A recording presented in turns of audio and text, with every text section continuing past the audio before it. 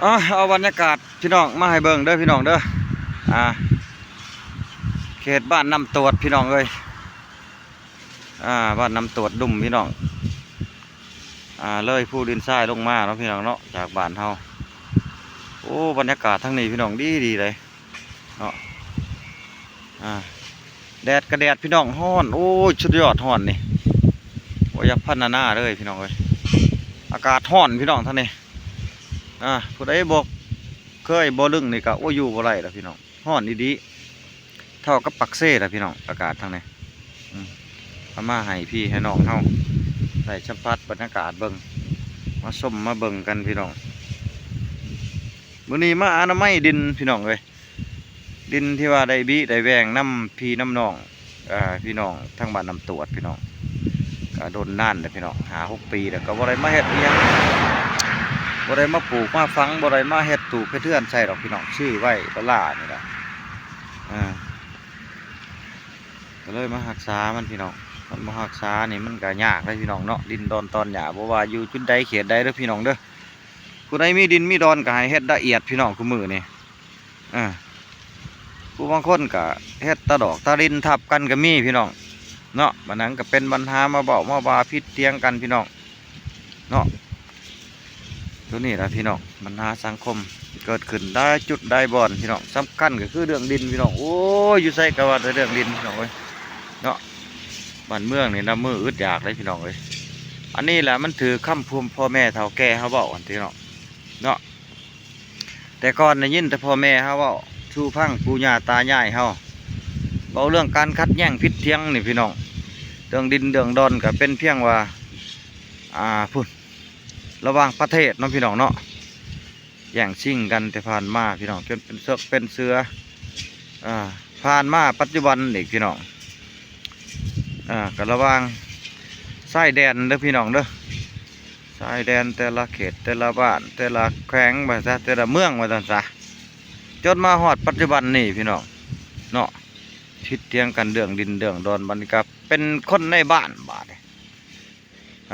ระบางบ้านต่อบ้านพี่น้องแย่งชิงกันนะบาดเนี่ยดักแดนผู้ใดเพียงใดก็เอากันใหญ่ละพี่น้องเนาะหลังจากบ้านต่อบ้านแล้วพี่น้องบ้านนี้คนในบ้านได้บ้านนี้พี่น้องคนในบ้านบ้านนี้เฮ็ดไทยเฮ็ดสวนผู้นั้นก็ว่าของข่อยผู้นี้ก็ว่าของเจ้าเอาญาติชิงกันได้พิษกันพี่น้องเบ้าคดีคว่ำกันนึกถึกเนาะที่เห็นผ่านมาพี่น้องมันเป็นอย่างสั้นพี่น้องระบบสังคมปัจจุบันพี่น้องหลังจากบ้านต่อบ้านแล้วพี่น้องเริ่มเข้ามาสู่ครอบครัวแบบนี้เนาะระหว่างครอบครัวพี่น้องแล้วครอบครัวเท่ากอครอบครัวเท่าคอครอบครัวเท่าข้อนะพี่น้องเนาะชายแดนติดจอดกันแย่งชิงกันอีกเฮ็ดไทยเฮ็ดสวนอีกโอ้ยุ่งยากพี่น้องบ้านนี้จนชีฮอดขั้นตอนสุดท้ายตัวนี้เด้อพี่น้องเฮามาเบิ่งกันแจ้งๆน่าจะเป็นคือพ่อแม่เฮาเว้าแต่ก่อนผ่านมาพี่น้องจากคนในบ้านพิษกันเดี่ยวญาติชิงกันเดี่ยวเรื่องดินนี่นะพี่น้องที่เฮาเห็นคือคู่มือนี่แหละพี่น้องเนาะขึ้นกวนขึ้นชั้นนี่คดีวิวาทกันพี่น้องหลังจากนั้นพี่น้องมันจะเข้ามาสู่คนอยู่ในครอบครัวเดียวกันได้บาดในพี่น้องก็คือเป็นอ้ายเป็นน้องกันเด้อพี่น้องเด้อเป็นอ้ายเป็นน้องกันแย่งชิงกันได้บาดเนี่ยแย่งชิงเรื่องมูลเรื่องมั่งเรื่องดินดอนพ่อแม่แบ่งปันให้ไปแต่สินะหรือว่าดินดอนที่ว่าตัวเองเฮ็ดหามาได้สิเด้อพี่น้องเด้อมันสิแย่งชิงกันบนนี้ได้บาดนี่พิษเถียงกันได้น้องบัดนี้พิษเรื่องดินเรื่องร้อนนี่ละญาติชิงกันของเจ้าของข่อยโอ้จนไอ้น้องแนมหนากันบ่ได้ได้บาดนี่พี่น้องเป็นไปได้พี่น้องเด้อผู้บ่เป็นกับบ่เผาดราม่าพี่น้องเพราะว่าเคยเห็นได้พี่น้องเนาะคนในครอบครัวเดียวกันพิษเถียงกันญาติชิงกันดินตอนหญ้าเด้อพี่น้องเด้อเอามาเบาสู่พังแบบนี้พี่น้องตัวนี้เป็นเรื่องจริงเลยพี่น้องอันนี้แหละพี่น้องเฮาอยากเบาขึ้นว่าเรื่องดินดอนเนาะผู้ใดมีเฮ็ดละเอียดพี่น้องเฮ็ดตาดอกตาดินเอกสารทะเบียนคักแน่เด้อพี่น้องเด้อเพื่อยังพี่น้องเพื่อมันปลอดภัยเนาะบ่ให้มีการโต้เถียงแย่งชิงเกิดขึ้นนะพี่น้องเนาะเอามาฝากมาตอนพี่น้องเฮาพี่น้องเอากะมีเท่านี้ละพี่น้องคลิปนี้ก็ดีมาน้ำตรวจมันเนี่ยโอ้ยฮ้อนแดดพี่น้องนั่งอยู่ห่มคิดไปคิดมากกับมาเฮ็ดคอนเทนต์บางคนมาสั่นเพราะว่า ลงมาเสียหญ้าเบาเกี่ยวกับดินพี่น้องเนาะมารักษาดินก็ได้สิออกเกี่ยวกับดินสุพังพี่น้องเนาะแต่ว่าอยู่นี่มี2 จุดพี่น้องดินก่อนเนาะที่บิแบ่งน้ำพี่น้องเนาะพักส่วนหนึ่งก็ขอเป็นดินบ้านเพิ่นเฮามาได้ดินปลูกสร้างอยู่นี่เฮาก็ขอดินทำมาหากินพี่น้องปลูก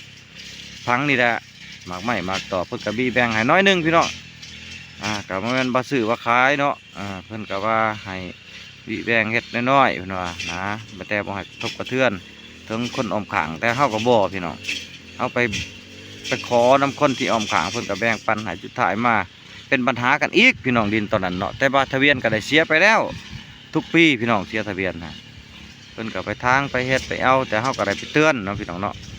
บัดมีโอกาสจังมือหนึงก็สิได้เอิ้นมาเว้ามาถามกันนะพี่น้องเนาะก็บ่ให้เครียดบ่ให้เสียใจให้กันเนาะเพราะว่าเฮาคุ้มครองมาหลายปีแล้วเนาะแล้วเพิ่นไปเฮ็ดเฮาก็บอกแล้วคนที่ไปเฮ็ดกับคนที่แปลงปั้นให้เฮาอีกพี่น้องโอ้เจ็บหัวกูมือนี่เรื่องดินเรื่องดอนเด้อพี่น้องเด้อต่อไปก็สิมอบไปให้ทั้งอำนาจการปกครองการจะตั้งบ้านของเขานะพี่น้องลูกบ้านเข้ามาเว้ามาล่มกันให้ถูกต้องปองรองกันมีหยังก็บิแบ่งกันพี่น้องเล็กน้อยเพื่อหยังพี่น้องเพื่อให้มีความสันติมีความฮักความแพงกันนี่แหละอยู่ร่วมกันพี่น้องคนเฮาอายุบ่ฮอด100 ปีเนาะพี่น้องเนาะฮักแพงกันน่ะดีกว่าพี่น้องมีกำไรเนาะสร้างกันในขาดขึ้นพี่น้องคลิปนี้ไม่เบาร้ายละพี่น้องเลยโอ้ยยาวละคลิปนี้ก็ดียาวไรเติบเอาเป็นยังพี่น้องเนาะ